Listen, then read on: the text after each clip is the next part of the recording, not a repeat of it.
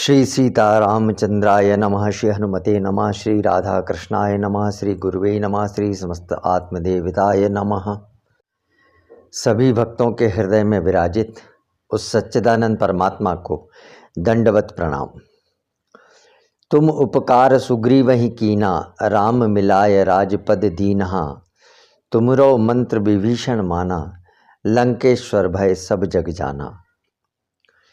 इस संसार में हर बेईमान से बेईमान व्यक्ति अपने अधीन ईमानदार व्यक्ति को चाहता है। कितनी विडंबना है कि जो स्वयं बेईमान है उसे ईमानदार व्यक्ति चाहिए।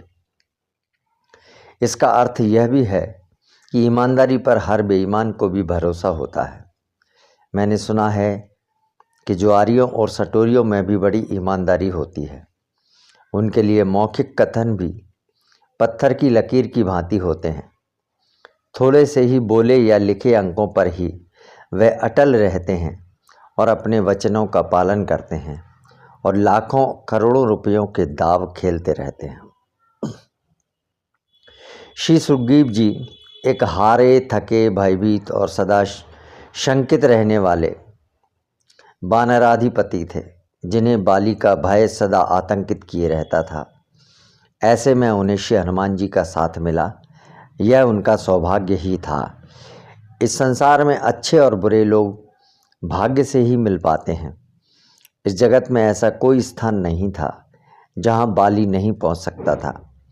एकमात्र ऋष्यमुख पर्वत ही ऐसा था जहां बाली ऋषि के श्राप के कारण नहीं जा सकता था।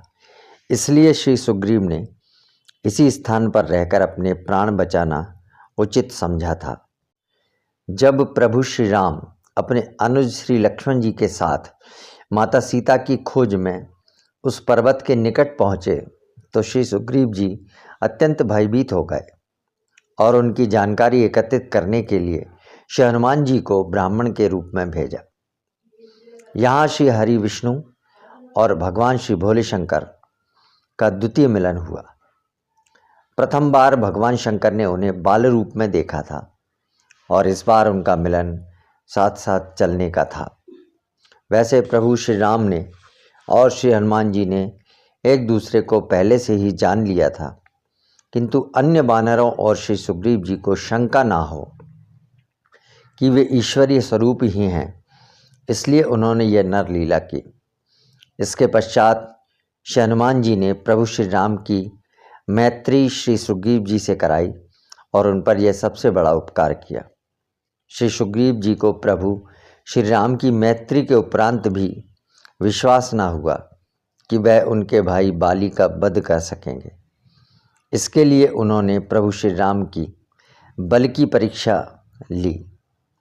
इस पर भी उन्हें शंका मन में रह गई, किंतु जब उन्होंने बाली का वध किया और श्री सुग्रीव को राज सिंहासन पर बिठाया, तब उन्हें प्रभु श्री राम के बल और पौरुष को स्वीकार करना पड़ा और तब जाकर वे उनके सच्चे मित्र बन सके। उन्हें राजपद मिला तो प्रभु श्री हनुमान जी के कारण। वस्तुतः जब हमें अपना कोई कार्य किसी बड़े व्यक्ति या नेता से कराना होता है तो हम उसके किसी निकटस्थ सेवक को ही पकड़ते हैं, जो हमारी बात उस व्यक्ति तक पहुंचाता है। यहाँ भी श्री सुग्रीव जी का माध्यम प्रभु श्री राम के सेवक श्री हनुमान जी ही रहे हैं, जिन्होंने श्री सुग्रीव जी के सारे कष्टों का अंत कर उन्हें राजा बनवा दिया। यह श्री हनुमान जी का ही उपकार श्री सुग्रीव जी पर था। ठीक ऐसा ही उपकार श्री हनुमान जी ने विभीषण जी पर किया था। जगत जननी माता सीता की खोज में जब श्री हनुमान जी लंका पहुँचे थे तो प्रथम बार वह विभीषण जी से मिले थे। तब वह समझ गए थे कि विभीषण जी भी राम भक्त हैं। विभीषण जी ने तब श्री हनुमान जी से पूछा था कि क्या सूर्यकुल के नाथ प्रभु श्री राम कभी मुझ पर कृपा करेंगे। तब श्री हनुमान जी ने उन्हें आश्वासन दिया था कि प्रभु श्री राम आप पर अवश्य कृपा करेंगे, क्योंकि प्रभु श्री राम अपने सेवकों से अत्यंत प्रेम करते हैं। आप केवल उनका गुणगान करते रहिए। श्री हनुमान जी का यही उपदेश विभीषण जी सदैव मानते रहे। यहाँ सोचने वाली बात यह है कि क्या रावण को यह खबर नहीं थी कि विभीषण जी श्री राम नाम का जाप करते रहते हैं और उनके घर पर प्रभु श्री राम के आयुध अंकित हैं, और क्या वह उन्हें ऐसा करने से मना नहीं कर सकता था? तो इसका उत्तर है कि रावण तो पहले से ही जानता था कि प्रभु श्री राम ईश्वरीय अवतार हैं। जब शूर्पणखा ने अपने नाक कान कटने और खर और दूषण के वध की कथा रावण को सुनाई थी, तभी रावण समझ गया था कि खर दूषण मोहि सम बलवंता, तिन्हि को मारहि बिनु भगवंता। खर और दूषण तो मेरे समान ही बलवान थे, उन्हें भगवान के अतिरिक्त कौन मार सकता है? रावण उसी समय समझ गया था कि ईश्वर ने जो है वो अवतार ले लिया है। देवताओं को आनंद देने वाले और पृथ्वी का भार हरण करने वाले भगवान ने ही यदि अवतार लिया है, तो मैं हठपूर्वक उनसे बैर करूंगा और प्रभु के बाण से ही प्राण त्याग कर भव सागर से पार हो जाऊंगा, क्योंकि इस तामसी शरीर से तो भजन करना संभव नहीं है। रावण यह भी जानता था कि जब तक विभीषण जी लंका में हैं, कोई उनका बाल बांका नहीं कर सकता। इसलिए उन्होंने विभीषण जी को इस कार्य के लिए कभी नहीं टोका। हनुमान जी ने जब लंका को जलाया, तब उन्होंने विभीषण जी के भवन को छोड़कर शेष सभी भवनों में आग लगाई। यहाँ दो बातें स्पष्ट हो जाती हैं। पहली तो अधर्म से कमाई गई संपत्ति सदैव नष्ट हो जाती है, और लंका को रावण ने चूँकि कुबेर से छीनकर हासिल किया था अधर्मपूर्वक, इसलिए उसे तो जलना ही था। दूसरी बात, विभीषण जी का भवन न जलाकर रावण के मन में विभीषण जी के प्रति द्वेष उत्पन्न कर दिया था श्री हनुमान जी ने, जो समय आने पर फलीभूत हुआ, और रावण ने विभीषण जी को लात मारकर बाहर निकाल दिया।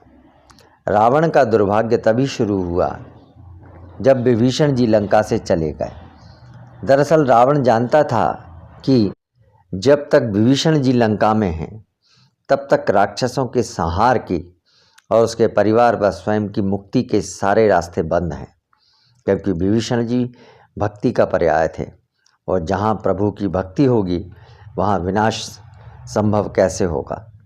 इसीलिए भक्ति भाव को लंका से निकालना अति आवश्यक हो गया था, और रावण ने यही किया। अपनी मुक्ति के मार्ग को प्रशस्त किया। पहले अपने सभी बंधु बांधवों को प्रभु के हाथ मुक्ति दिलाई, और अंत में स्वयं श्री प्रभु के बाणों से मुक्त हो गया। श्री विभीषण जी को तो लंका का राज्य प्रभु श्री राम ने उन्हें शरणागत होने के पहले ही सौंप दिया। विभीषण जी को प्रथम मिलन में ही उन्होंने लंकेश्वर कह दिया था। कह लंकेश सहित परिवारा, कुशल कुठार बास तुम्हारा। रावण की मृत्यु के उपरांत विभीषण जी लंका के अधिपति बने, इसका मुख्य कारण प्रभु श्री हनुमान जी ही थे। यदि श्री हनुमान जी और विभीषण जी का मिलन नहीं होता, तो विभीषण जी को लंका का राज्य मिलना संभव नहीं था, जब तक रावण जीवित था। श्री हनुमान जी की सलाह से ही श्री विभीषण जी का उद्धार हुआ और वे लंका के राजा बन सके। इसीलिए तुलसीदास जी ने लिखा है कि तुम उपकार सुग्रीवहि कीना, राम मिलाए राजपद दीना, तुमरो मंत्र विभीषण माना, लंकेश्वर भय सब जग जाना।